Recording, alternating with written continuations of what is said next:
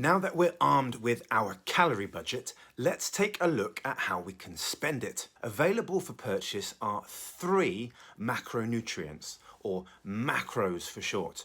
We have protein, dietary fat and carbohydrates, with alcohol technically making up a 4th. I say technically as since alcohol contains 0 nutritional value, i.e. the calories are empty, most nutritionists don't include it when talking about macros. Each macro comes with a price tag in calories. Protein and carbs cost 4 calories per gram. Alcohol is a little more expensive at 7 calories per gram. And dietary fat is the priciest at 9 calories per gram, which coincidentally is why portion size is so important when it comes to foods that are high in dietary fat. I'm talking about avocado, cheese, oils, nuts, nut butters, etc, etc. Now, whilst it doesn't really matter how much of our budget we spend on carbs and dietary fat, that is provided, of course, we are consuming enough healthy fat, we do have a daily intake target when it comes to protein. For this reason, protein is the only macronutrient that we need to track on MyFitnessPal. As you'll often hear me say, if our calorie deficit is king, then our protein intake has to be queen. In other words, if sustaining a calorie deficit is our top priority, ensuring we eat enough protein falls a close second. Here's why. Number 1, protein helps us preserve muscle whilst we're in a calorie deficit. And if we're keen to feel strong, to feel shapely, to enjoy a larger calorie budget and be able to better manage our body fat in the future, then make no mistake, preserving muscle whilst we're dieting is very important. Number 2, protein fills us up quickly and helps keep us fuller for longer.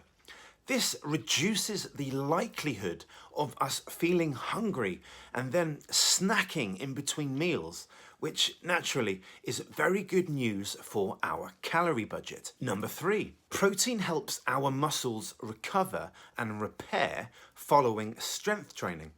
And guys, as we know, strength training is a fundamental component of fat loss and something that all effective fat loss strategies must contain. And finally, number 4, and this one is often overlooked. The digestion of protein burns more calories than the digestion of carbs and fats. In other words, if we were to consume 100 calories of protein, dietary fat and carbs, we would burn more calories digesting the protein compared to the fat and the carbs. Again, this is great news if we are to establish a calorie deficit. Clearly, when it comes to protein, it's win after win. For this reason, protein has to be the most important macro for fat loss. And indeed, once my gym hippies begin managing their calorie budget, our second objective is always to prioritize our protein intake. To ensure that we're fueling our body with sufficient protein, in most cases, the aim will be to spend around 25 to 35% of our calories upon it each day. For a typical female, this will be around 90 to 100 grams, although naturally this figure can differ significantly from person to person. Using MyFitnessPal will make tracking our protein intake nice and easy. Now, when to eat protein? Provided we're hitting our daily intake target, it doesn't really matter how we distribute our protein intake across the day. That said, for best results and to best fuel recovery, I would aim to spread it out evenly across the day, as opposed to having it all in one meal. To summarize, If our goal is fat loss, whenever we make food choices, we need to start asking ourselves, where is the protein? From my experience, most people underestimate their protein intake, sometimes significantly. If you think this might be you, and if you fancy a few ideas on how you might increase your protein intake, then feel free to have a flick through my protein ebook.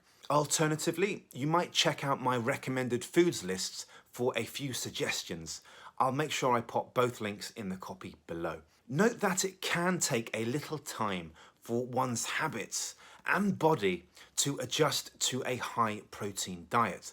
So guys, as always, the headline here is take it at your own pace. Next time, we'll be looking at our third priority, which is emphasizing healthy foods over refined foods. Until then, stay awesome and keep going.